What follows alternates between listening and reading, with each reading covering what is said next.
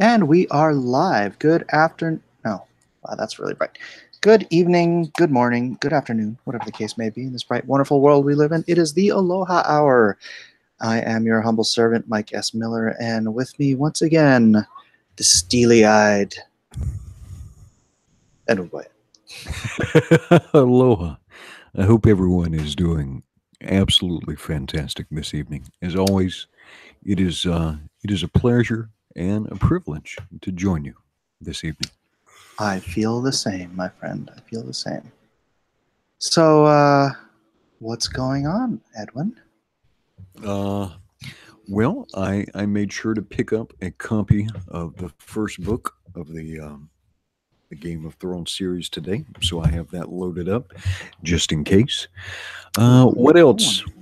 What else has happened today? I saw a lot of comic pros celebrating your banning from the Grand Rapids Comic Con, which sort of reinforces to me that I've made the right choice not to give Marvel or DC any of my money, and I'm encouraging other people not to give any of their money to Marvel or DC. And then, oh, another interesting thing, I had actually posted this thing that was essentially sort of like a very sharp criticism of the alt right and Richard Spencer in particular. And then that got taken out of context to try and show me as a supporter for the alt right. And just Of in course case it did. anybody, just in case anybody's not clear, um, white supremacy, ethno nationalism, particularly in the United States of America, is an idiotic and loathsome idea. Mhm. And I stand clearly in opposition to the alt right. Um, yeah, and to try and paint me otherwise is an absolute lie, right? Well, Edwin, I don't think you've learned the lesson of today.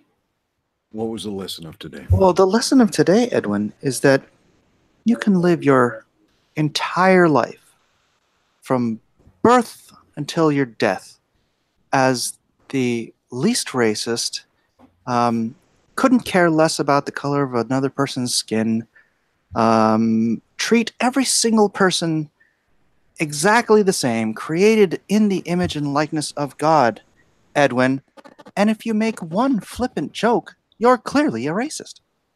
Well, That's oh, the lesson of the oh, day, Edwin. from the oh yeah, from the yeah, but you know what? How did you fail to learn this very important life lesson, Edwin? Everything I say can and will be used against me in In a the court. court of blue-haired weirdos.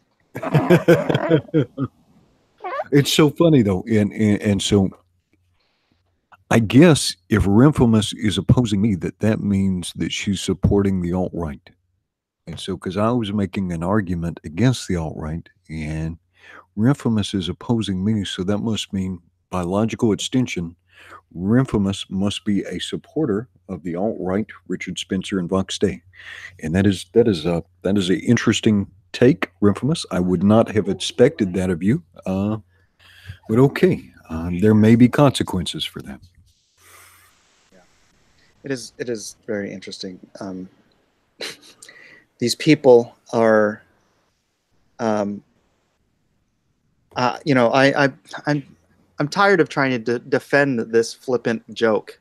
It was so Oh, is this the Nigerian joke? the The Nigerian Nigerian prince prince? joke. The Yeah. Niger- Yeah, and and I'm here's the like, here's the well, dishonest thing. Here's the dishonest thing. Me and you, it may have been that conversation, or it may have been an earlier one. I said when I was in the army, I observed a pattern of behavior in young men who grew up without fathers. So there's actually a context to this, and it has nothing to do with race. It has everything to do with disrespectful behavior, and an inability to self-regulate. Right, and so it had mhm. complete context, but these people are so quick to play gotcha and hate. And so it's interesting. It's interesting. These leftists, these progressives, right, become as corrosive to goodwill as the people that they say they hate. And so in the end, while they may be talking about different things, the result of the behavior, right, of Remphamus is no different than Vox Day or Richard Spencer. It's all spinning people up. They are the ones who look at a young black man of incredibly poor manners, of arrogance, of effetism, of rudeness, and just clearly the most poorly raised type of human being on the face of the planet, and all they can see is the color of his skin. Yeah. Who's the racist? Yeah. I see this personality that needs a freaking spanking. I didn't. His skin color means nothing to me. I grew up in California. I have lived in a commercial of the United Colors of Benetton my entire life. I guess people who live in like one population areas only have a different experience, but race has never meant anything to me. I mean, I know everyone, oh, I hate it when people say that they're colorblind. It's not that I'm colorblind. I see your color. I just don't care. Well, I think what it is, is, let's see, Northern Light says Edwin needs to stop talking about the alt-right Vox so they can stop quoting him and taking that out of you may be right, but why do we want to live like this? Why do I have to censor my speech and carefully calculate my speech? Right? Am I not rewarding and caving into these people? I'll give it thought. But I tell you what, today more than ever, after what happened to you and after what happened to me and other people in our movement, makes me want to crush Marvel and DC even more, right? Because they're part and parcel of this. All these progressives that are. My wife had an observation. And the observation she had of these SJWs and these progressives is that their behavior is worse than the alt-right, because at least Vox Day and Richard Spencer, they tell you where they stand, right? Mm-hmm. They fully admit who they are, whereas these other people are twisting everything, trying to twist our republic, trying to twist neighbor against neighbor, and they tell you that they're doing it. They're doing it for the reasons of justice and compassion and so forth. Because they're on the right side of history. Yeah. I tell you what, Edwin. I know. Do we want to have some fun? We do. But let me. I just want to deal with this first. The fellow Mark something or other did the one that runs Grand Rapids Comic-Con. He did a podcast today, and it's about an hour, not an hour, it's about 35, 40 minutes long, something like that, and I listened to the whole thing. The guy's not an SJW. His conclusions about me are obviously wrong and unfounded.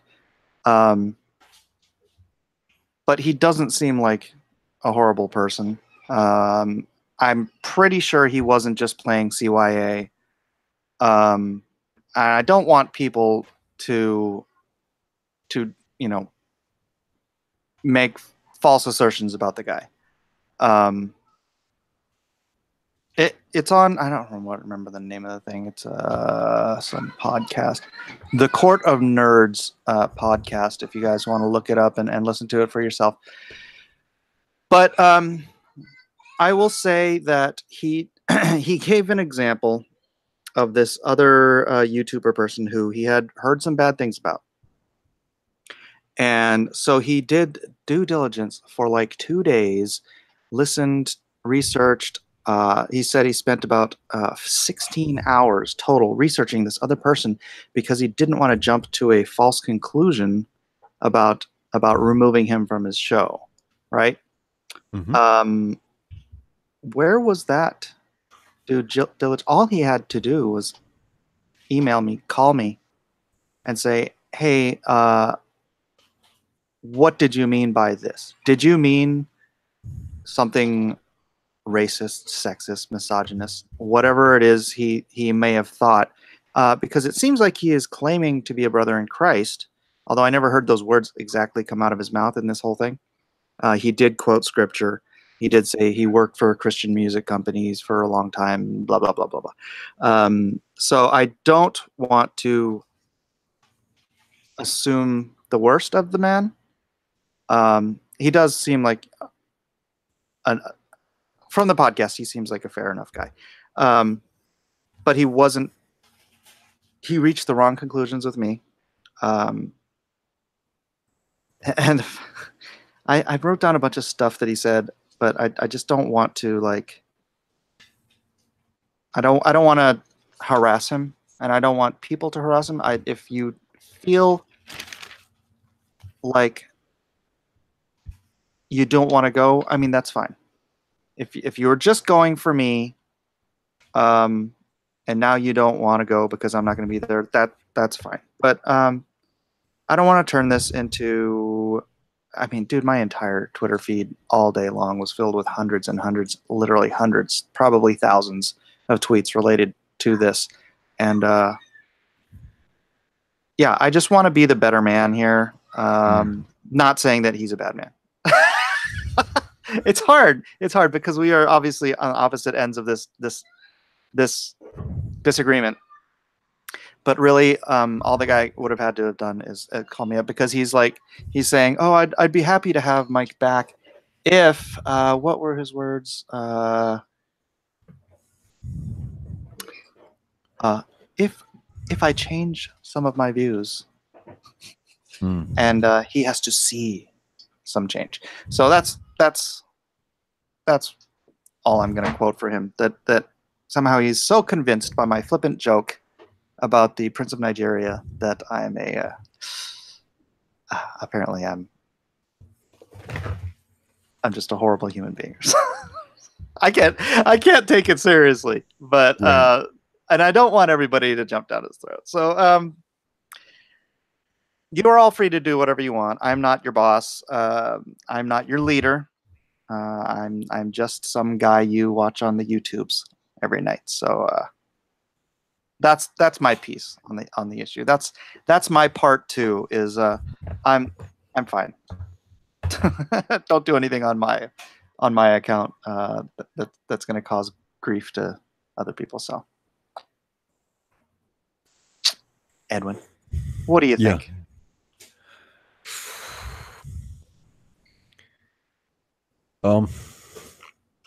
Part of me says you should take the fight to this guy. Part of me does too, but I'm then choosing to ignore that part.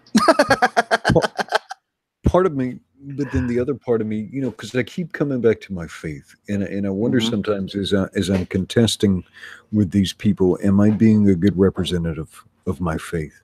Because that has to be what's first, right? It has to be. Absolutely. And honestly, if I knew for a fact this guy was actually, you know, a firm believer in our shared faith, I would have taken this completely private, as Scripture demands. You know, you talk to it between two people, and if you still can't reach a conclusion, you bring another brother in to mediate, and if it still won't, then shout it from the rooftops. But you know, you don't. The first thing you do is not shout it from the rooftops. And had I known this guy claimed Christ at all, because this certainly wasn't the action to me of someone who knew very clearly that I was, because I don't hide my faith under a bushel at all. If he had that and just had come to me as a brother and said, "Hey, tell me the truth behind these statements," and before he just blanket pulled the rug out from under me for a show, you know. Yeah, and Northern Light is giving me some pretty heavy criticism. Northern, I will ponder deeply upon that. Yeah, because that was one of the main things that bothered me, was that because of trying to talk to these people and have a conversation, that this stuff ends up getting weaponized, right? Mm-hmm. And that bothers me a lot. What does Northern Light say? Every time you go on about the alt-right for more than 5 seconds, they can clip it. I hear you. It just bothers me, though, that we can't be honest about these things. And what I mean by honest about these things is we can't. The supposition is that we can't talk to anybody anymore in good faith. There's something wrong with this. There's something wrong with this where we're twisting ourselves up in having to be super cynical, hyper calculated, hyper regulated. I find the whole thing annoying, but I also, I'm looking at what you're saying, and I'm not resisting it, because what I would never want to happen is have whatever I say, be used to harm somebody else. That really bothers me. Yeah. Yeah. Unfortunately, these people who are unfamiliar with the sound of the truth, how's that for a euphemism? They'll even take the most innocuous thing you can possibly say, or again, just a flippant joke, harmless, meaningless joke,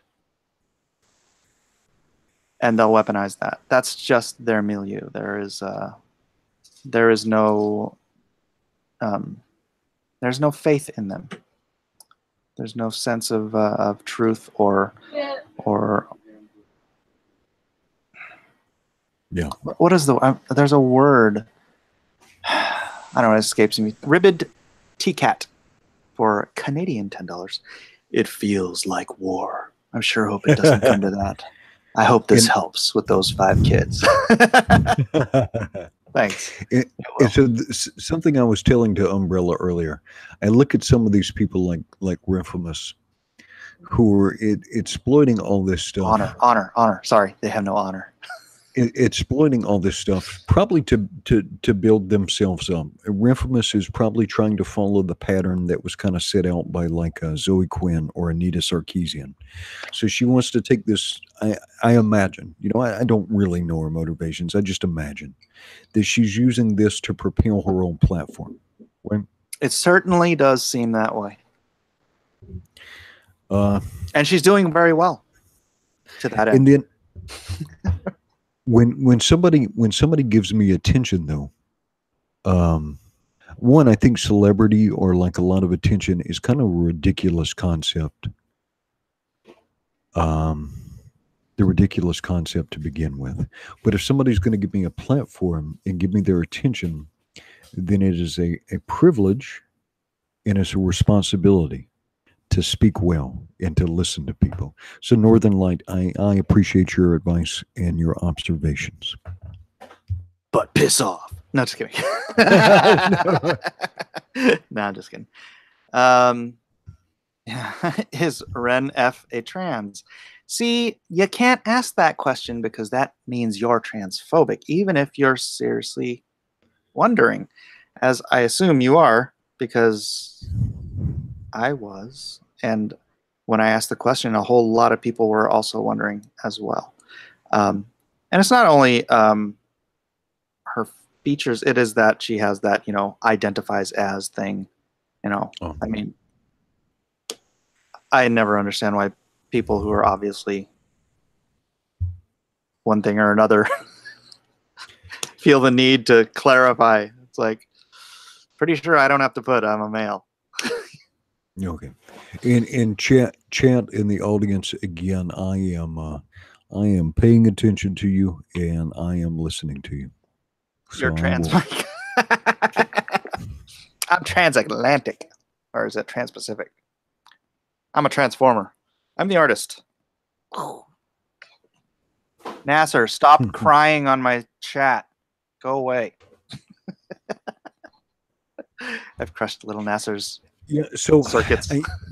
Chat seems to be pretty chat seems to be the audience seems to be pretty unanimous that they want us to completely stop talking about these people or talking to these people altogether. The mute button is a beautiful thing. Okay. I just do occasionally get I get drawn into, because I will see people arguing one side of an argument, and it's just one side, and I'm like, what the heck is being said on the other side? And I get really curious, and then I'm like, okay, I'll just unmute her for a second. But yeah, I'm not enraged. I'm really not. I'm a very forgiving person. The person, I'm over it. Yeah. Okay. It is what it is. Right. I'm over it. All right, audience. I hear you, and I can see the point. I would just put it on mute and stay away, and will not address. Message received. Let us delve into a song of ice and fire. Oh, very good. Let me load up. All right, let me grab my copy.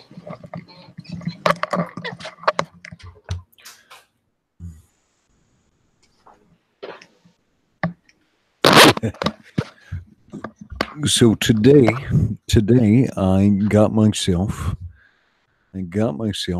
a copy of A Song of Ice and Fire.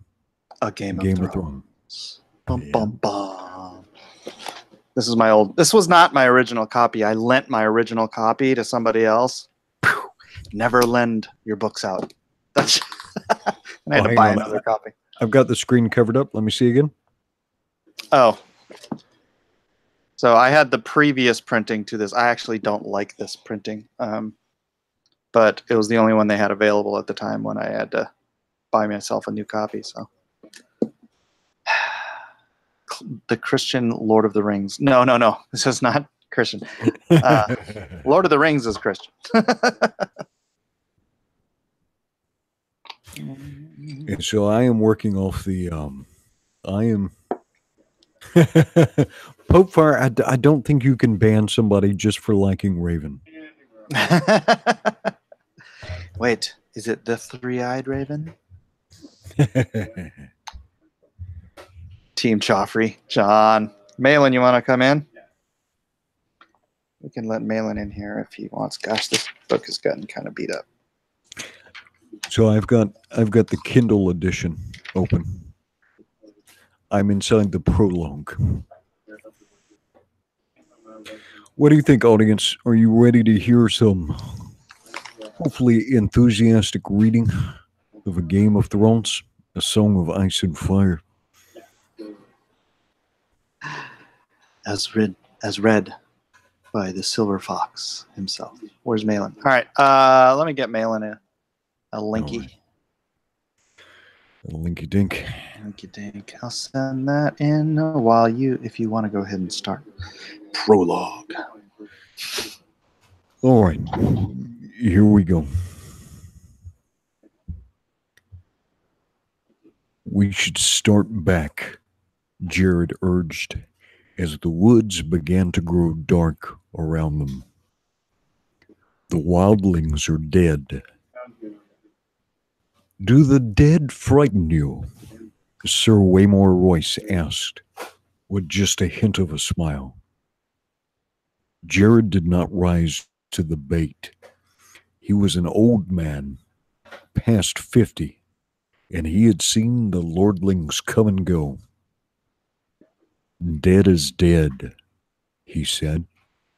We have no business with the dead. Are they dead? Royce asked softly. What proof have we? Will saw them, Jared said. If he says they're dead, that's proof enough for me. Will had known they would drag him into the quarrel sooner or later. He wished it had been later rather than sooner. My mother told me that dead men sing no songs, he put in. My wet nurse said the same thing, Will, Royce replied. Never believe anything you hear in a woman's tit. There are things to be learned even from the dead. His voice echoed, too loud, in the twilit forest. We have a long ride before us, Jared pointed out. 8 days, maybe 9, and night is falling. Sir Waymore Royce glanced at the sky with disinterest. It does that every day about this time. Are you unmanned by the dark, Jared? Will could see the tightness around Jared's mouth, the barely suppressed anger in his eyes under the thick black hood of his cloak. Jared had spent 40 years in the night watch, man and boy, and he was not accustomed to being made light of. Yet it was more than that. Under the wounded pride, Will could sense something else in the older man. You could taste it, a nervous tension that came perilous close to fear. Will shared his unease. He had been 4 years on the wall. The first time he had been sent beyond, all the old stories had come rushing back, and his bowels had turned to water. He had laughed about it afterwards. He was a veteran of 100 rangings by now, and the endless, dark wilderness that the Southron called the Haunted Forest had no more terrors for him. Until tonight. Something was different tonight.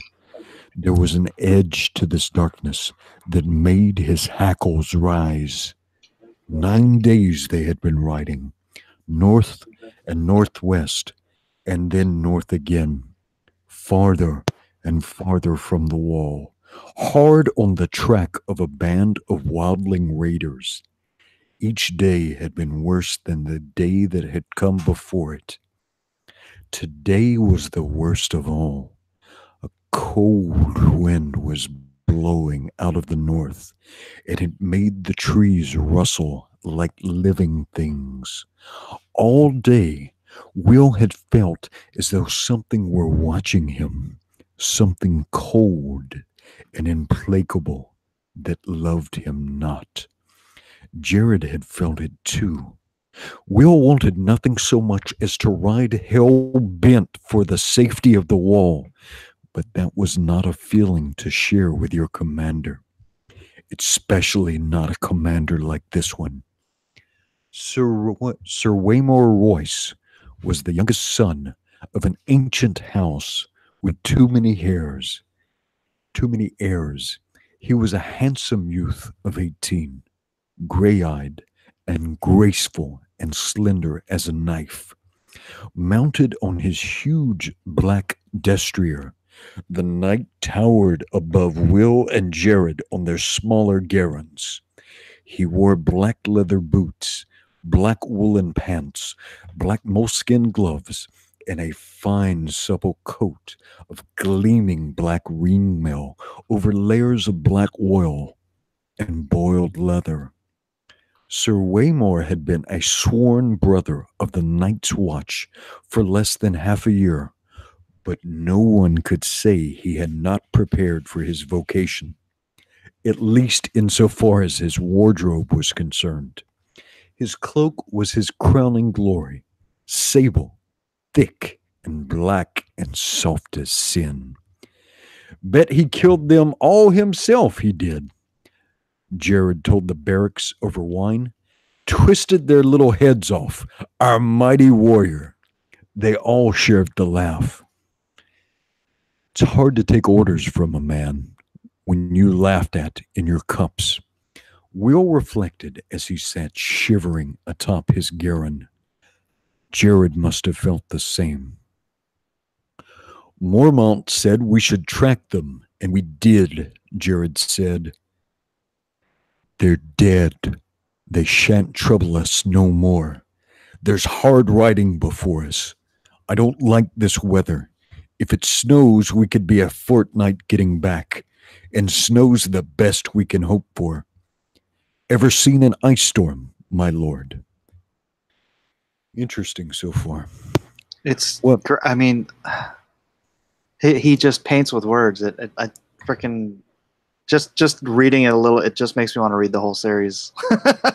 He's just such a great writer. John, would you Yes. not read this? I definitely listened to the audiobook. All right, you want to keep going? Yeah.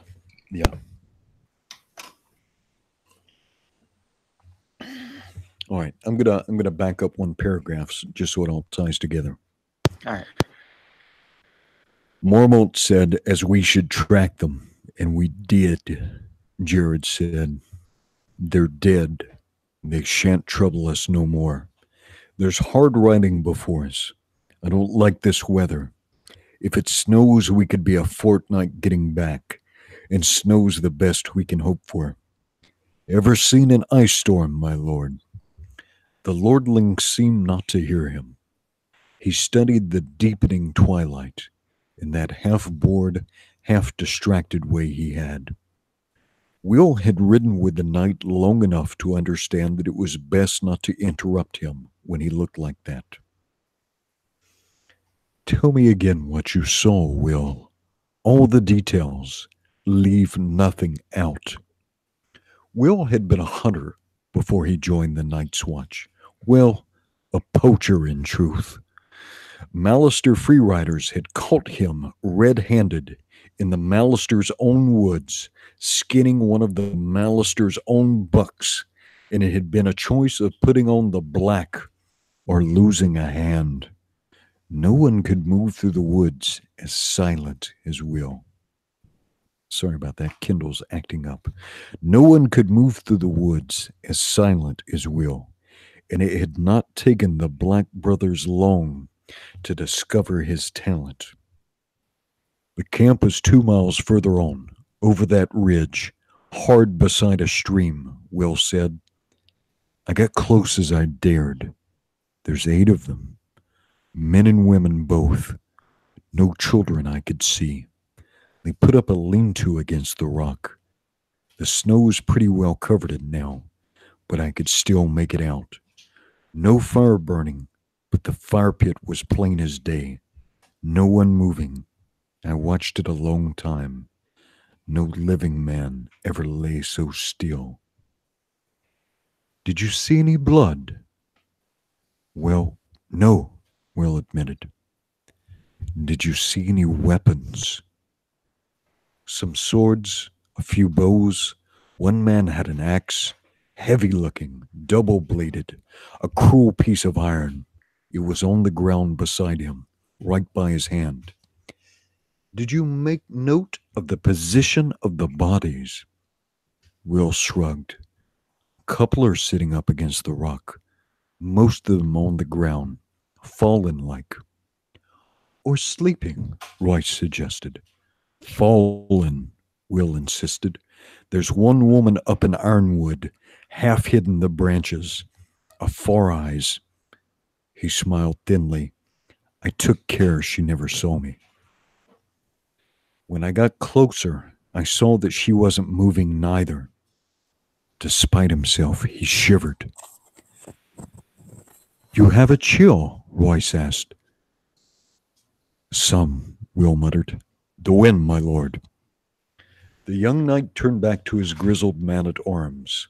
Frost-fallen leaves whispered past them, and Royce's destrier moved restlessly. What do you think might have killed these men, Jared? Sir Wayman asked casually.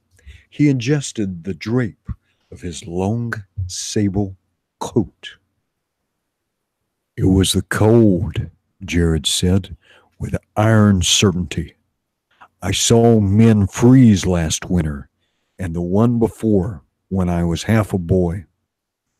Everyone talks about snows 40 foot deep and how the ice wind comes howling out of the north. But the real enemy is the cold. It steals up on you, quieter than will, and at first you shiver and your teeth chatter. and you stamp your feet and dream of mulled wine and nice hot fires. It burns, it does. Nothing burns like the cold, but only for a while. Then it gets inside you and starts to fill you up. And after a while, you don't have the strength to fight it. It's easier just to sit down or go to sleep. They say you don't feel any pain towards the end. First you go weak and drowsy, and everything starts to fade, and then it's like sinking into a sea of warm milk. Peaceful like. Such eloquence, Jared, Sir Waymore observed. I never expected you had it in you. I've had the cold in me too, Lordling. Jared pulled back his hood, giving Sir Waymore a good long look at the stumps where his ears had been. 2 ears, 3 toes, and the little finger off my left hand. I got off light. We found my brother frozen at his watch with a smile on his face. Sir Waymore shrugged. You ought dress more warmly, Jared. Jared glanced at the lordling. The scars around his ear holes flushed red with anger, where Meister Aemon had cut the ears away. We'll see how warm you can dress when the winter comes. He pulled up his hood and hunched over his garron, silent and sullen. If Jared said it was cold, Will began. Have you drawn any watches this past week, Will? Yes, my lord. There never was a week when he had not drawn a dozen bloody watches. What was the man driving at? And how did you find the wall? Weeping, Will said, frowning. He saw it clear enough now that the lordling had pointed it out. They couldn't have froze, not if the wall was weeping. It wasn't cold enough. Royce nodded. Bright lad, we've had a few light frosts this past week, and a quick flurry of snow now and then, but surely no cold fierce enough to kill 8 grown men. Men clad in fur and leather, let me remind you, with shelter near at hand, and the means of making fire. The knight's smile was cocksure. Will, lead us there. I would see these dead men for myself. And then there was nothing to be done for it. The order had been given, and honor bound them to obey. I'll take a sip of coffee here. Yeah, do you want to go to the end? That's 1, 2, it's only 5 more pages. Yeah, I can. Yeah, I can. How we doing, chat? Is the audio decent? Sorry, I haven't been looking at chat. Is it coming across clearly? I think so. You got rid of Nasser.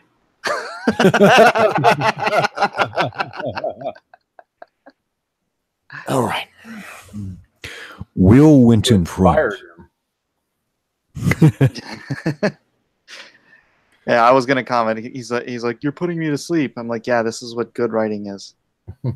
No. All right. Okay. On with the show. All right. Will went in front, his shaggy little garron picking the way carefully through the undergrowth.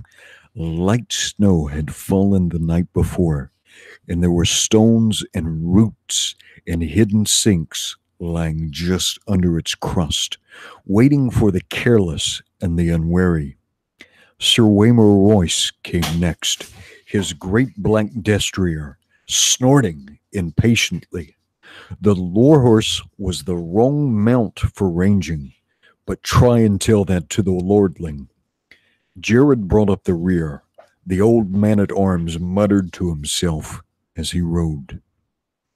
Twilight deepened. The cloudless sky turned a deep purple.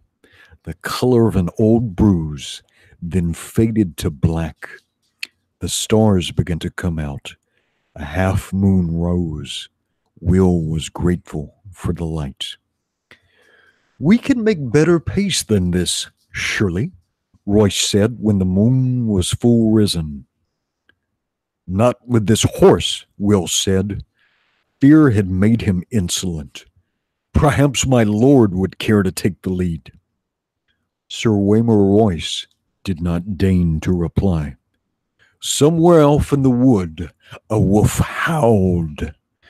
Will pulled his garron over beneath an ancient gnarled ironwood and dismounted.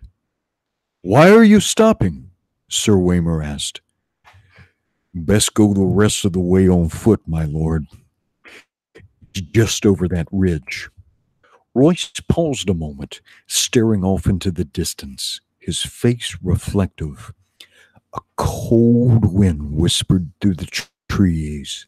His great sable cloak stirred behind him like something half alive. "There's something wrong here," Jared muttered. The young knight gave him a disdainful smile. "Is there?" "Can't you feel it?" Jared asked. "Listen to the darkness." Will could feel it. 4 years in the Night's Watch, and he had never been so afraid. What was it? Wind, trees rustling, a wolf. "Which sound is it that unmans you so, Jared?" When Jared did not answer, Royce slid gracefully from his saddle. He tied the destrier securely to a low-hanging limb, well away from the other horses, and drew his longsword from its sheath. Jewels glittered in its hilt, and the moonlight ran down the shining steel. It was a splendid weapon, castle forged and new made from the look of it. Will doubted it had ever been swung in anger. "The trees press close here," Will warned. "That sword will tangle you up, my lord. Better a knife." "If I need instruction, I will ask for it," the young lord said. "Jared, stay here. Guard the horses." Jared dismounted. "We need a fire. I'll see to it." "How big a fool are you, old man? If there are enemies in this wood, a fire is the last thing we want." "There's some enemies a fire will keep away," Jared said. "Bears and direwolves and other things." Sir Waymer's mouth became a hard line. "No fire." Jared's hood shadowed his face, but Will could see the hard glitter in his eyes as he stared at the night. For a moment he was afraid the older man would go for his sword. It was a short, ugly thing, its grip discolored by sweat, its edge nicked from hard use. But Will would not have given an iron bob for the lordling's life if Jared pulled it from its scabbard. Finally, Jared looked down. "No fire," muttered low under his breath. Royce took it for acquiescence and turned away. "Lead on," he said to Will. Will threaded their way through a thicket, then started up the slope to the low ridge where he found his vantage point under a sentinel tree. Under the thin crust of snow, the ground was damp and muddy, slick footing, with rocks and hidden roots to trip you up. Will made no sound as he climbed. Behind him, he heard the soft, metallic slither of the lordling's ringmail, the rustle of leaves, and muttered curses as reaching branches grabbed at his longsword and tugged on his splendid sable cloak. The great sentinel was right there at the top of the ridge where Will had known it would be, its lowest branches a bare foot off the ground.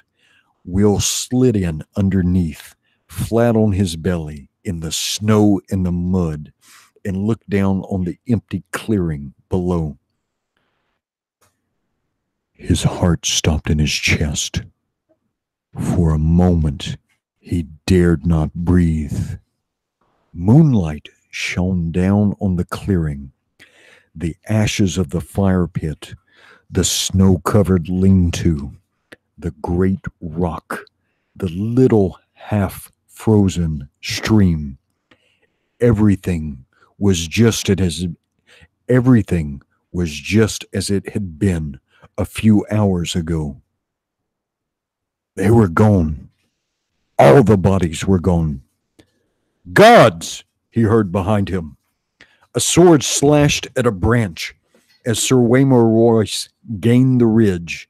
He stood there beside the sentinel, longsword in hand, his cloak billowing behind him as the wind came up, outlined nobly against the stars for all to see. "Get down!" Will whispered urgently. "Something's wrong." Royce did not move. He looked down at the empty clearing and laughed. "Your dead men seem to have moved camp, Will." Will's voice abandoned him. He groped for words that did not come. It was not possible. His eyes swept back and forth over the abandoned campsite, stopped on the axe, a huge bladed battle axe, still lying where he had seen it last, untouched, a valuable weapon. "On your feet, Will," Sir Waymore commanded. "There's no one here. I won't have you hiding under a bush." Reluctantly, Will obeyed. Sir Waymore looked over with open disapproval. "I am not going to go back to Castle Black a failure on my first ranging. We will find these men." He glanced around. "Up the tree. Be quick about it. Look for a fire." Will turned away, wordless. There was no use to argue. The wind was moving. It cut right through them. He went to the tree, a vaulting gray-green sentinel, and began to climb. Soon his hands were sticky with sap, and he was lost among the needles.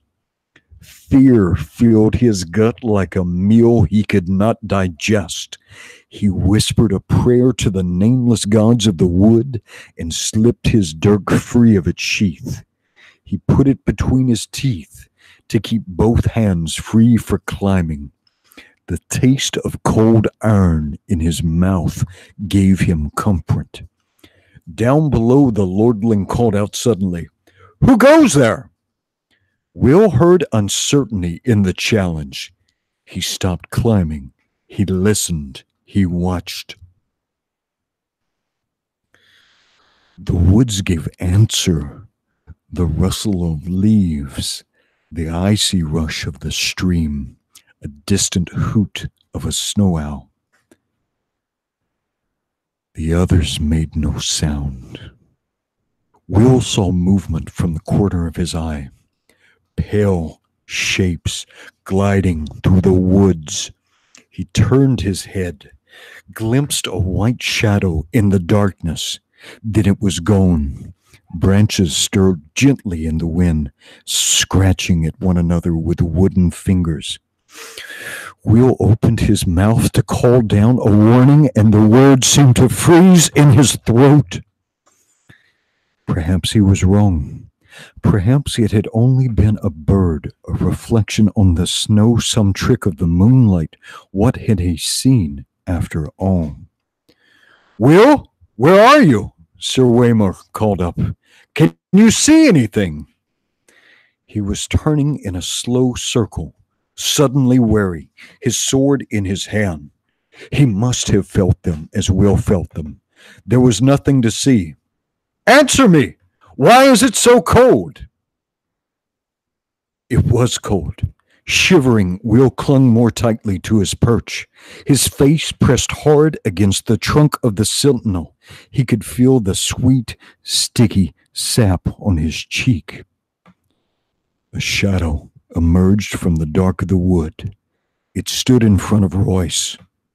Tall it was, and gaunt, and hard as old bones, with flesh pale as milk. Its armor seemed to change color as it moved. Here it was, white as new fallen snow, there black as shadow, everywhere dappled with the deep gray green of the trees. The pattern ran like moonlight on water with every step it took. Will heard the breath go out of Sir Waymore's voice in a long hiss. "Come no farther," the lordling warned. His voice cracked like a boy's. He threw the long sable cloak back over his shoulders to free his arms for battle and took his sword in both hands. The wind had stopped. It was very cold. The other slid forward on silent feet. In its hands was a longsword like none that Will had ever seen. No human metal had gone into the forging of that blade. It was alive with moonlight, translucent, a shard of crystal so thin that it almost seemed to vanish when seen edge on. There was a faint blue shimmer to the thing, a ghost light that played around its edges, and somehow Will knew that it was sharper than any razor. Sir Waymore met him bravely. "Dance with me, then." He lifted his sword high over his head, defiant. His hands trembled from the weight of it, or perhaps from the cold. Yet in that moment, Will thought, he was a boy no longer, but a man of the night's watch. The other haunted.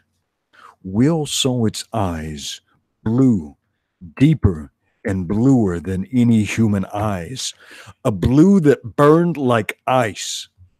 They fixed on the longsword, trembling on high, watched the moonlight running cold along the metal. For a heartbeat, he dared to hope. They emerged silently from the shadows, twins to the first. 3 of them, 4, 5. Sir Waymore may have felt the cold that came with them, but he never saw them, never heard them. Will had to call out. It was his duty, and his death if he did. He shivered and hugged the tree and kept the silence. The pale sword came shivering through the air. Sir Waymore met it with steel. When the blades met, there was no ring of metal on metal, only a high, thin sound at the edge of hearing, like an animal screaming in pain. Royce checked a second blow, a third, and then fell back a step. Another flurry of blows, and he fell back again. Behind him, to right, to left, all around him, the watchers stood patient, faceless, silent, the shifting patterns of their delicate armor making them all but invisible in the wood. Yet they made no move to interfere. Again and again the swords met, until Will wanted to cover his ears against the strange, anguished keening of their clash. Sir Waymore was panting from the effort now, his breath steaming in the moonlight. His blade was white with frost. The others danced with pale blue light. Then Royce's parry came a beat too late. The pale sword bit through the ring nail beneath his arm.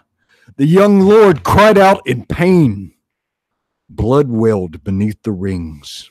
It steamed in the cold, and the droplets seemed red as fire where they touched the snow. Sir Waymer's fingers brushed his side. His moleskin glove came away soaked with red. The other said something in a language that Will did not know. His voice was like the crackling of ice on a winter lake, and the words were mocking. Sir Waymer Royce found his fury. "For Robert!" he shouted, and he came up snarling, lifting the frost-covered longsword with both hands and swinging it around in a flat sidearm slash with all his weight behind it. The other's parry was almost lazy. When the blades touched, the steel shattered. A scream echoed through the forest night, and the longsword shivered into 100 brittle pieces, the shards shattering like a rain of needles. Royce went to his knees, shrieking, and covered his eyes. Blood welled between his fingers. The watchers moved forward together as if some signal had been given. Swords rose and fell, all in a deathly silence. It was cold butchery. The pale blades sliced through ringmail as if it were silk. Will closed his eyes. Far beneath him, he heard their voices and laughter, sharp as icicles. When he found the courage to look again, a long time had passed, and the ridge below was empty. He stayed in the tree, scarce daring to breathe, while the moon crept slowly across the black sky. Finally, his muscles cramping and his fingers numb with cold, he climbed down. Royce's body lay face down in the snow, one arm outflung. The thick sable cloak had been slashed in a dozen places. Lying dead like that, you saw how young he was, a boy. He found what was left of the sword. A few feet away, the end splittered and twisted like a tree struck by lightning. Will knelt, looked around warily, and snatched it up. The broken sword would be his proof. Jared would know what to make of it, and if not him, then surely that old bear Mormont or Meister Eamon. Would Jared still be waiting with the horses? He had to hurry. Will rose. Sir Waymer Royce stood over him. His fine clothes were a tatter, his face a ruin. A shard from his sword transfixed the blind white pupil of his left eye. The right eye was open. The pupil burned blue. It saw. The broken sword fell from nerveless fingers. Will closed his eyes to pray.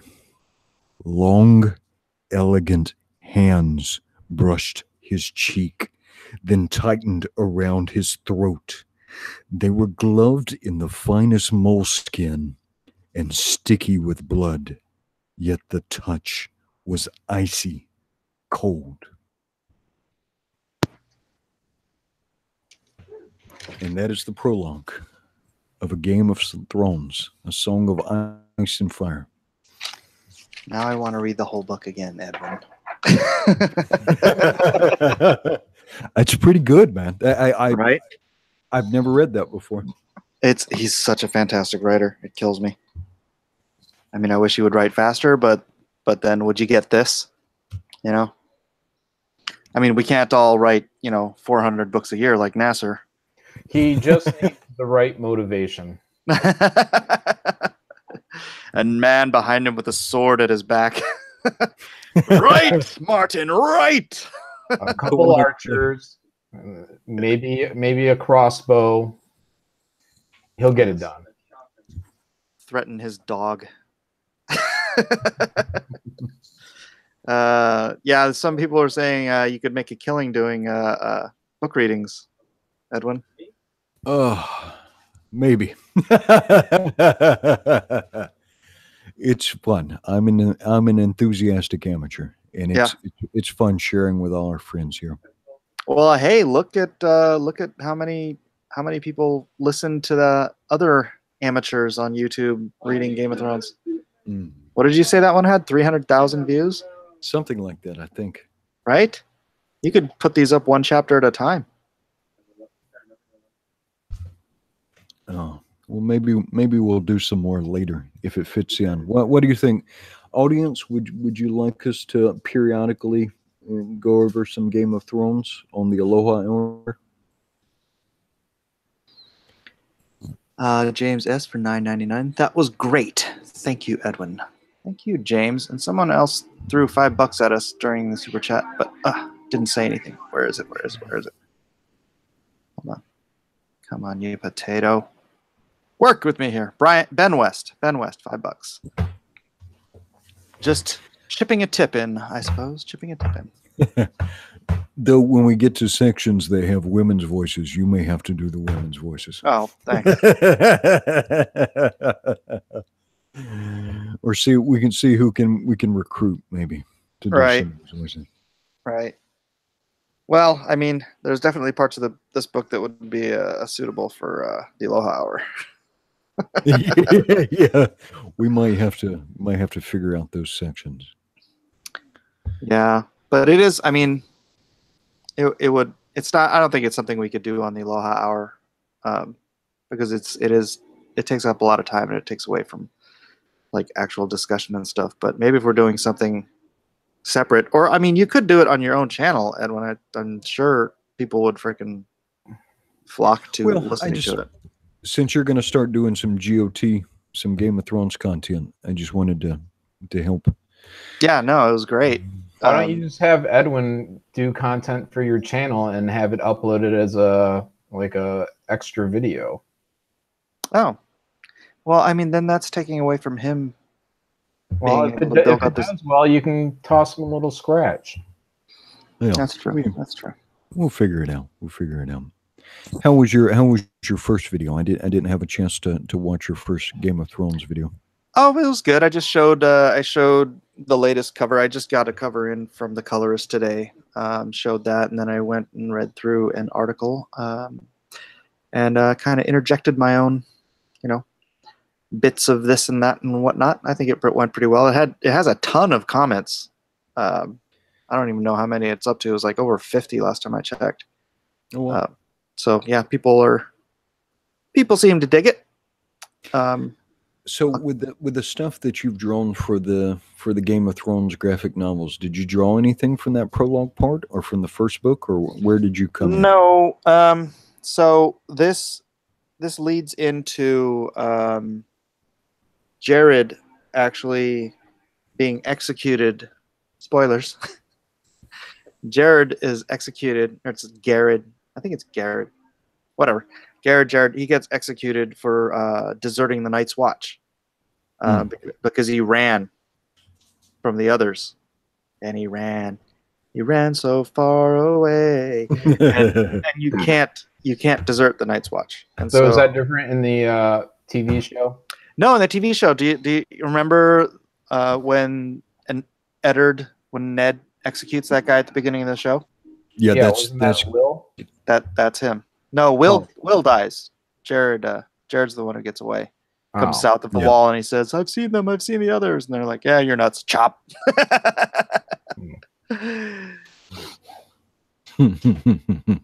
Yes, and that is how Game of Thrones starts and continues throughout the entire series. Everyone dies.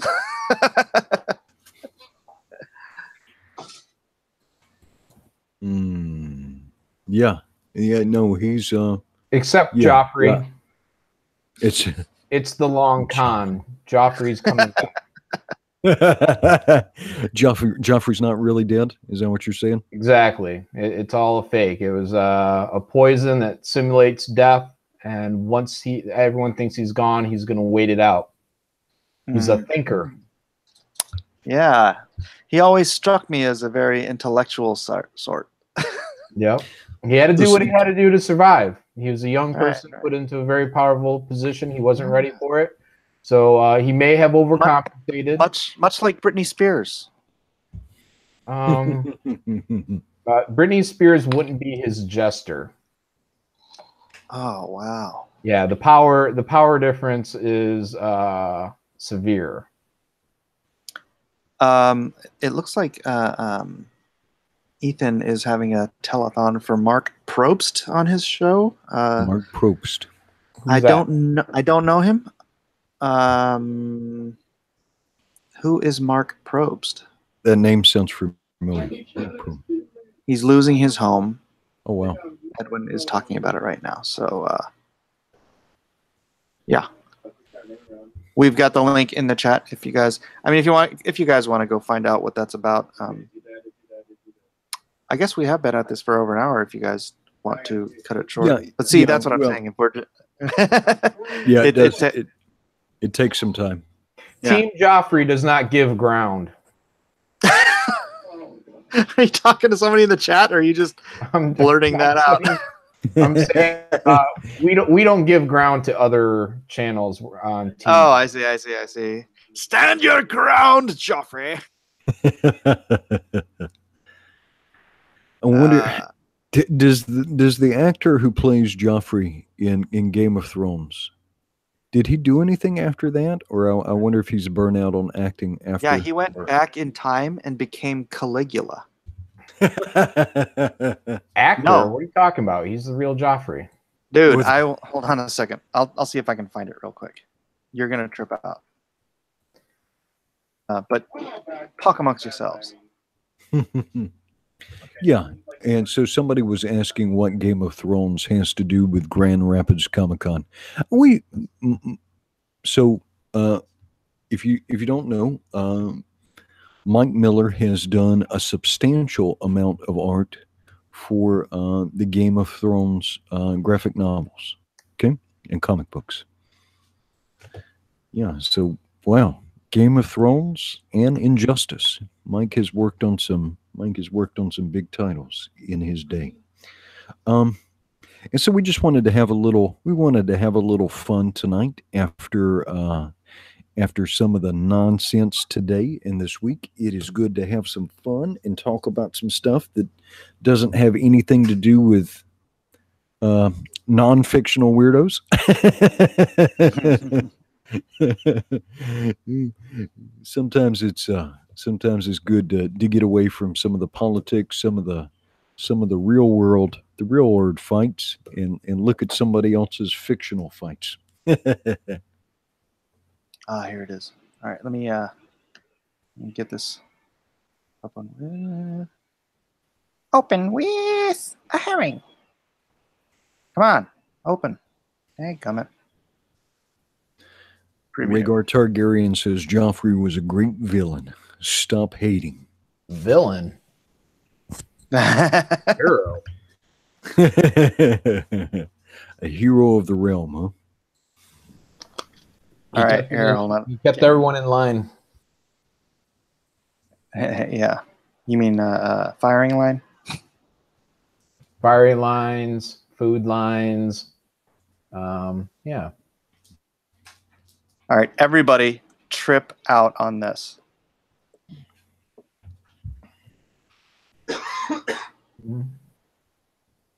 Is that bizarre or what? Yeah. I mean, that's some pretty good casting when you're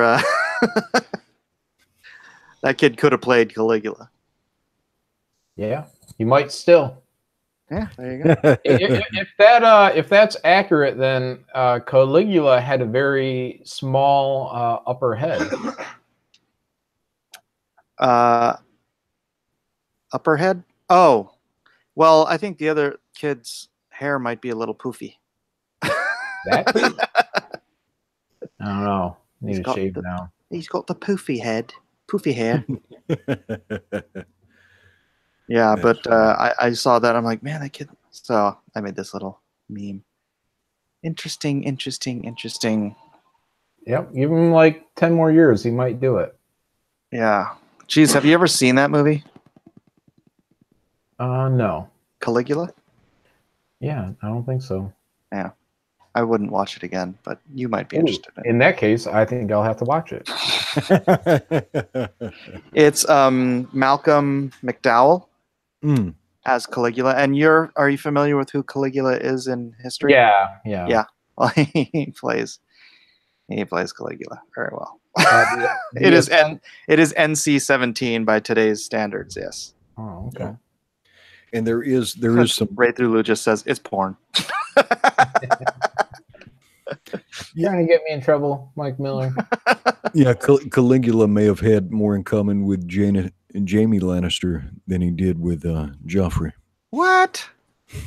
Jamie was a Well- good man in bad circumstance. By bad circumstance, do you mean his sister? Well, hey, love is love. So is Caligula a good movie? Because someone said it won a Razzie. I don't remember. It's been decades and decades since I watched it. So yeah, not for me, not for my tastes. I'm just trying to spread the good news that Raven. Oh, enough with your Raven. When in Dorne, do as the Dornish. Yeah. So, how much have you seen of Game of Thrones? Edwin. I think John, you've seen the whole thing, right? I think Everything two on seasons. DVD. Yeah. Maybe 2.5 seasons. 2.5 seasons. So All I right. might have to catch up with some, but I almost want to finish reading through the books before I the novel seems to be good. Yeah, the novel, it's just such great writing. I can't read other things, like I can't read Wheel of Time or Lord of the Rings after I read one of these books, because they just plod along so much, and this it's not just the word pictures he paints, but it's the pacing. He does this. I can't. He's my favorite author. So Right. Mike S. Miller supports incest. Confirmed. I don't think. Wait a minute. I didn't come up with that love is love thing. I don't believe love is love. I believe there are many, many words for love that we just don't have in the English. Let's see. Rhaegar Targaryen says, "I like Peter Baelish, but season 7 they did him dirty."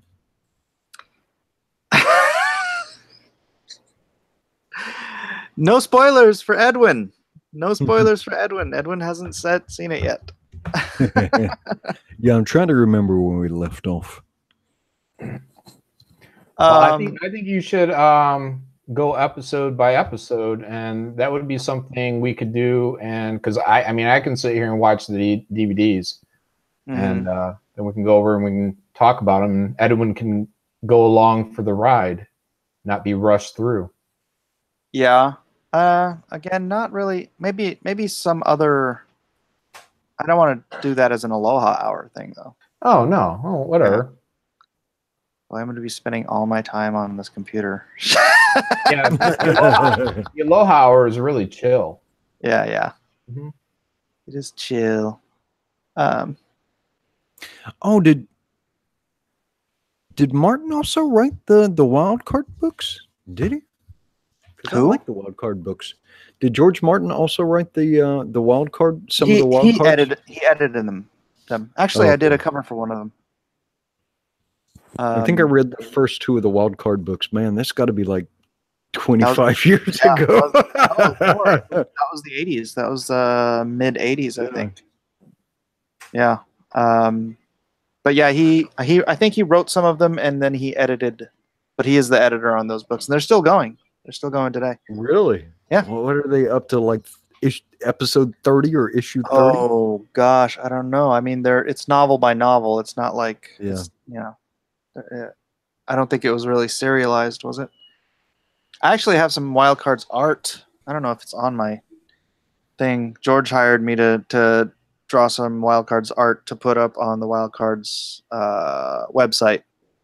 So he uses me for a lot of stuff. I'm trying to remember the characters. I remember a golden boy. I remember there was somebody called the Astronomer. Seems like there was a turtle, the Great and Powerful Turtle. Trying to remember the other characters. There's the spades and the diamonds and the. Yeah. Let's And then see the if I can Jokers. find. The Jokers, right? Or like the Morlocks, kind of. Yeah. Let me see if I have any of that stuff on my computer. Because I did it a long time ago, so. Oh, wait. This might be it, if it's not going to chug too much.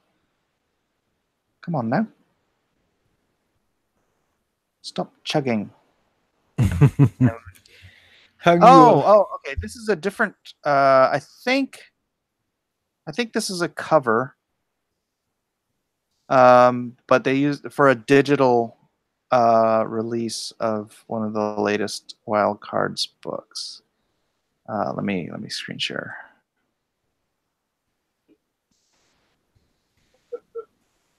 Come on, screen. Wow, this thing's chuggy so bad. Share.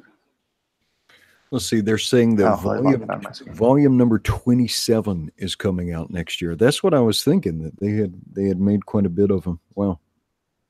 Wow. For the Wild Card novels. Yeah. So this is the newest newest piece of Wild Cards that I've done. Same art team, me and Mohan, or not Mohan, Nanjan. The art team that is doing Lone Star, Heart of the Hero, only on Indiegogo. So this is Drummer Boy, I think Swarm, Bubbles, I forget her name. Jack Iron, is that it? I forget. They've had newer characters over the years, so. Yeah, I don't recognize some of these names. Yeah. So is that a comic or a novel? What's Wild Cards? Wild Cards is a series of like superhero based novels that George R.R. Martin started doing back in the 80s, and he has he's the editor on the series and has been producing them. I think he may have taken a hiatus for a while, but I know he's been producing them again at least since like the 2000s or something. Because I did one of the novel covers for Aces something. I forget the name of it, but I did another Wild Cards cover like around 2005, I think, 2006 maybe.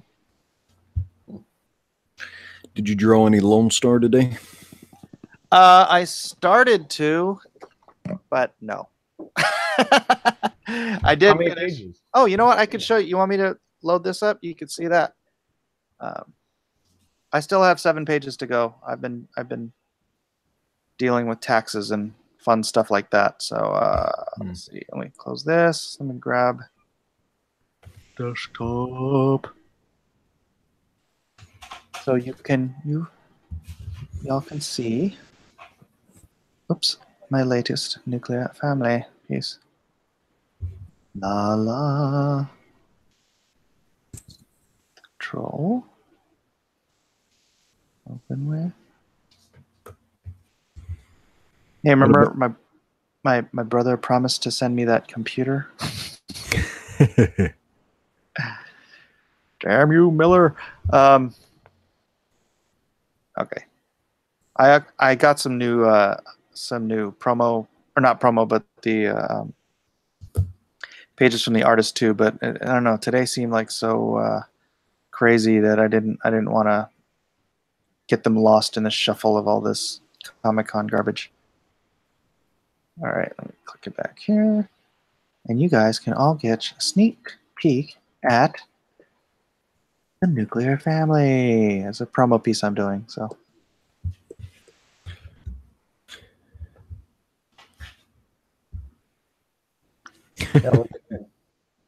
Are you just seeing it now? Mm-hmm. No, I just clicked on it so I could see it, so nothing else would pop up. Oh, okay, right. Yeah, I forget that when you're because I clicked it so that it's screen sharing so everybody sees it. But yeah. So my people, Dale Stafford is here. There's a new fella apparently, TEG Media.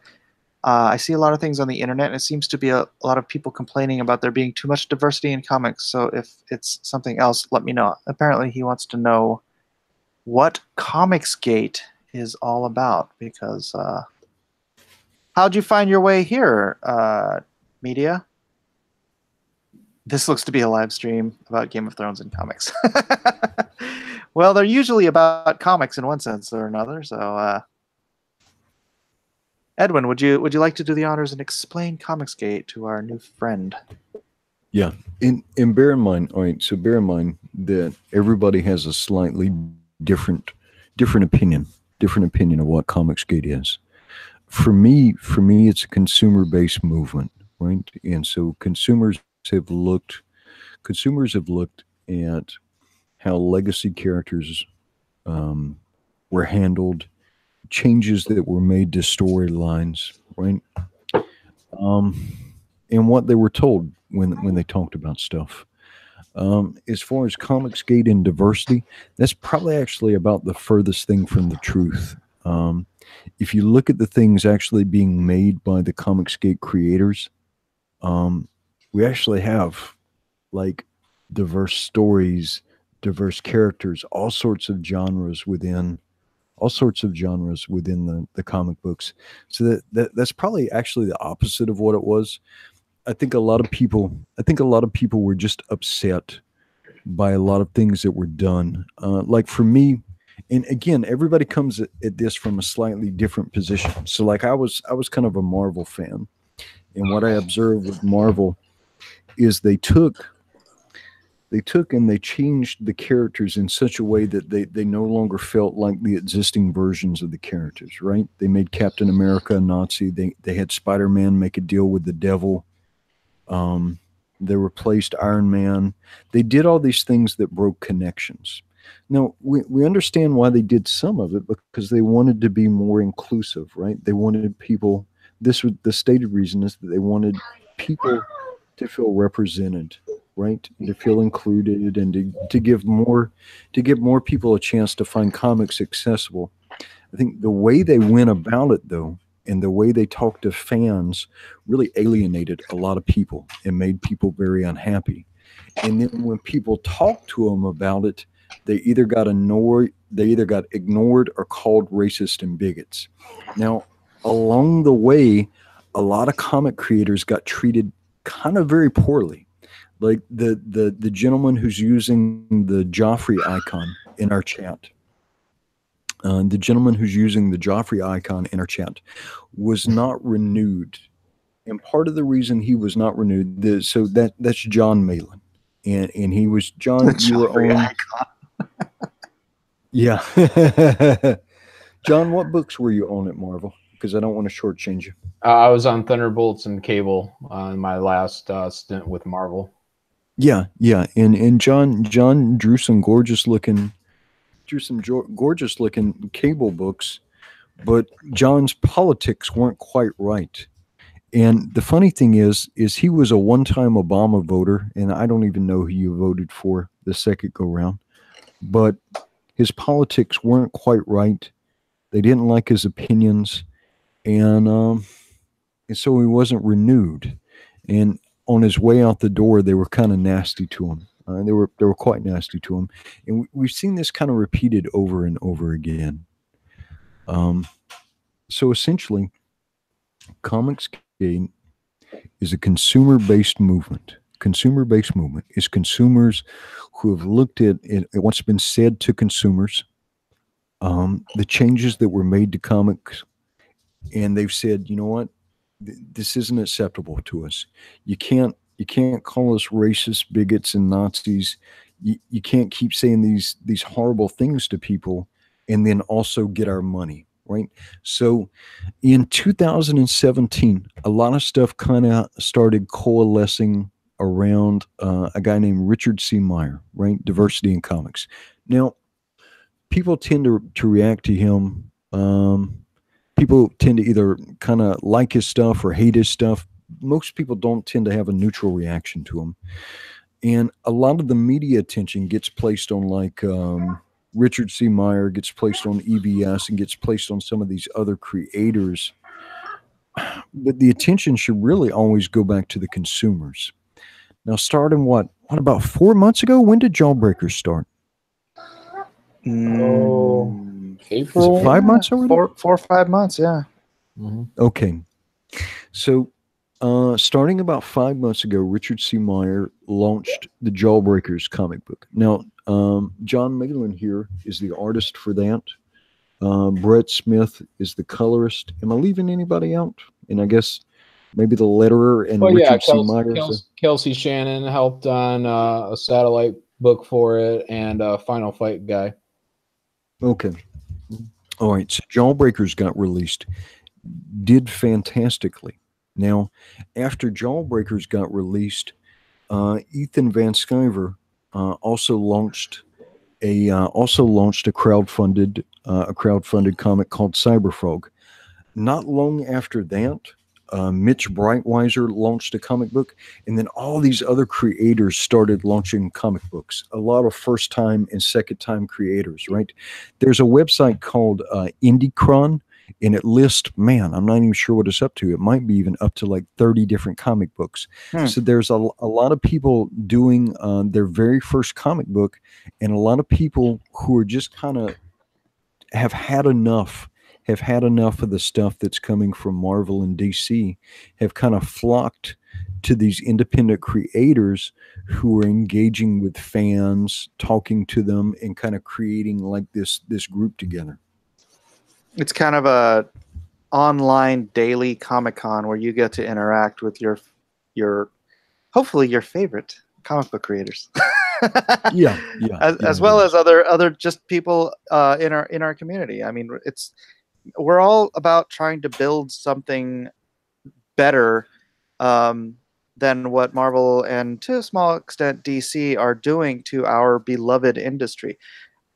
This whole political ideological shenanigans part of what's going on, it's really sort of recent, but I've been concerned about the degradation and the failures of the comic book market for 2 decades, and so this is just another layer on the layer cake of crap. And we see a problem and we want to fix the problem, and you have the rest of the industry saying there's no problem. What are you doing? You're just a racist because you think there's a problem with our industry.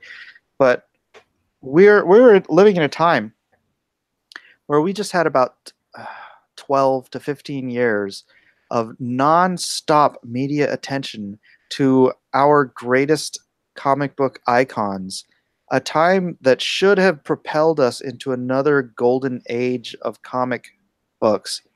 And what do? They take these kids where a mother takes her 10-year-old child into the comic book store next to, this is a true story, by the way, because I'm friends with the biggest comic shop owner in this county. A kid walks into the comic book store and says, I want to read Thor, and takes him over to the Thor, and it's a girl. And he's like, no, I want to read Thor like I just saw in the movie I walked out of. But they're not making Thor. They're making Jane Foster Thor, which, I mean, as a story, I heard it was fine, but that's not the point. You are a business. You have this amazing marketing opportunity to grow the foundation of this business, which is comic books. And they screwed the pooch. You got Korean Hulk. You got Girl Thor. You got Little Girl Iron Man. You got Nazi Captain America. It's one after the other. Every major character that Hollywood is spending hundreds of millions of dollars promoting, our industry got none of that. None of it. And we see this as a failure. All the political stuff aside, it's not about diversity. We all loved when Storm took over the X-Men because she was freaking great. Well, like I John, was saying it's last possible, night, but it's fine. like I was saying last night, I'm old enough to remember when Captain Marvel was black Yeah. back in the 80s when we had diversity. Diversity that was organic and natural and true to the story, and not shoehorned in um, to what make headlines. I blame this all on the death of Superman, because until the death of Superman, it was like comics were just comics were just comics. When the death of Superman came and it was all over the news, I really think Marvel and DC have been chasing the freaking headlines ever since. Um, so it's more than just the diversity of character. It is not putting the characters first. It's not putting the industry first. It's not taking advantage of an unprecedented time of media attention. It's screwing the pooch left and right for the last decade and decade or two, frankly. And we're just trying to do something about it.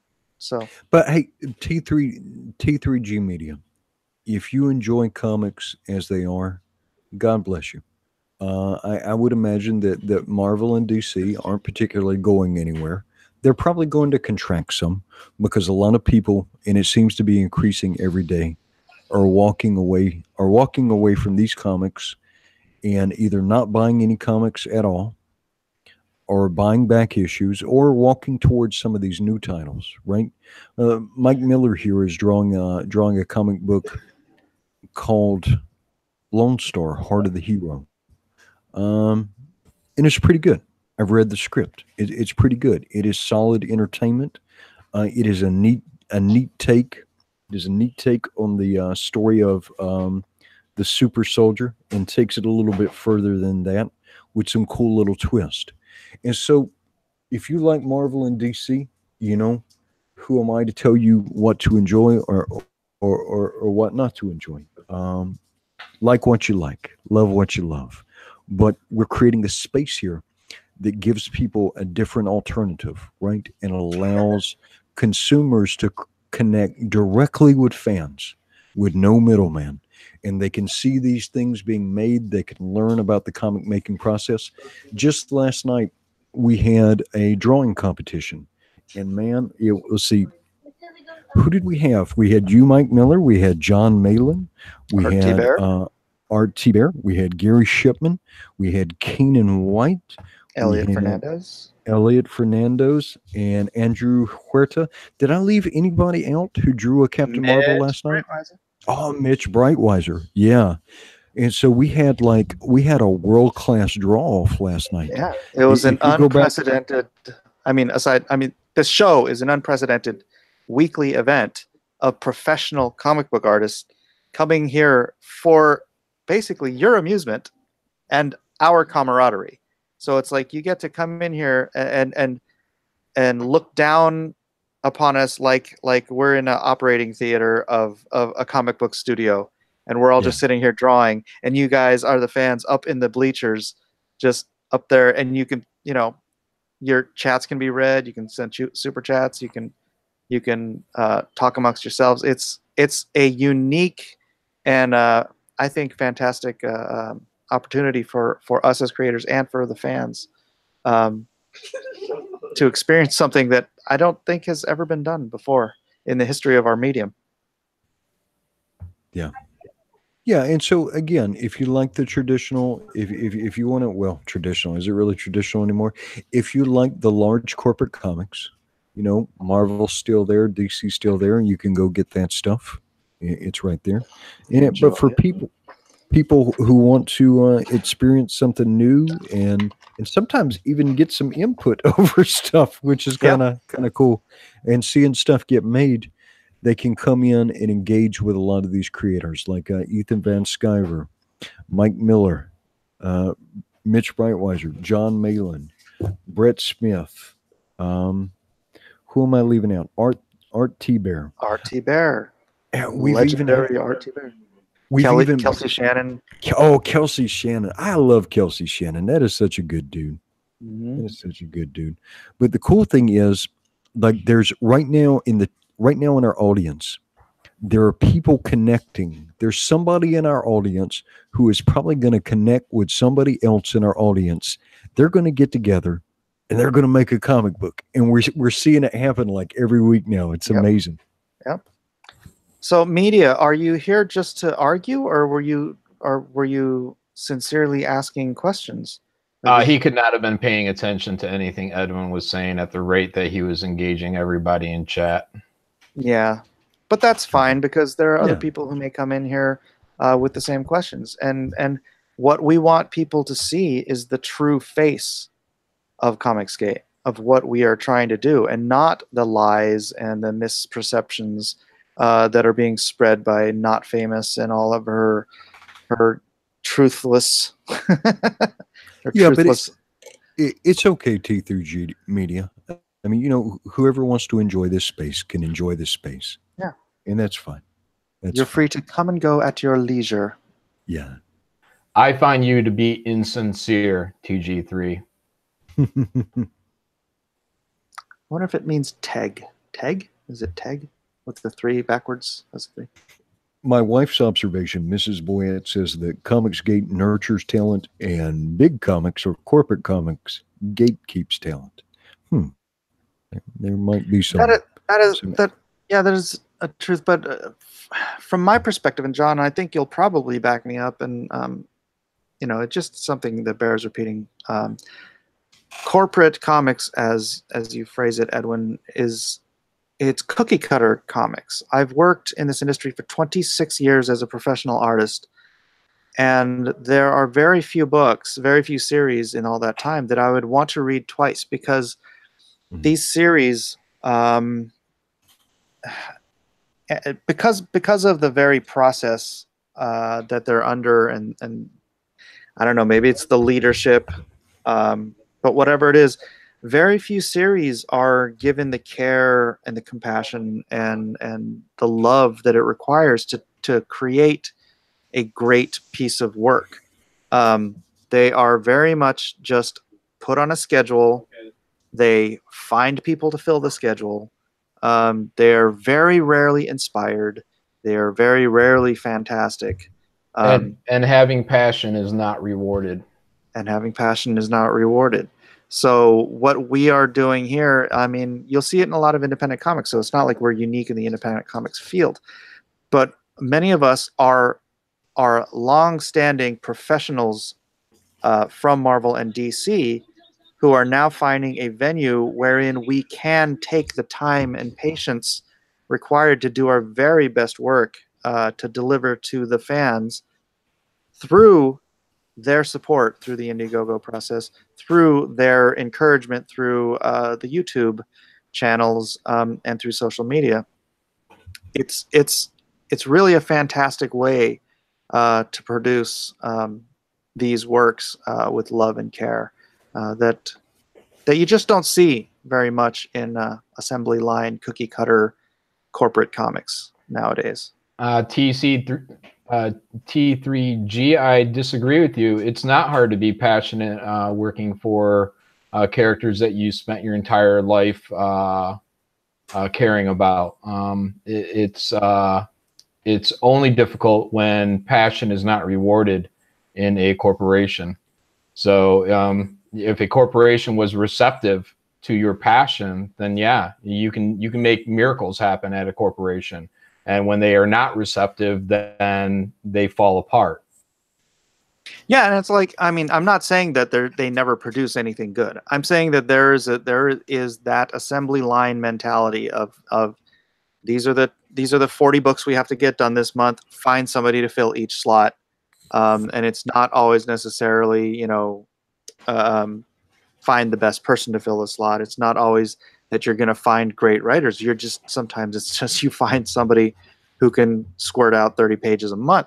I mean, throughout the decades, you'll find things like this. This is a great freaking book. I don't agree with Kurt Busiek on anything politically. This is a great freaking book. You know, I have. There's great stuff that has come out that has been inspired, but you know, it tends to be things like miniseries, off schedule stuff, right? Where somebody comes and they're like, I have this fantastic idea and they're, they have the inspiration.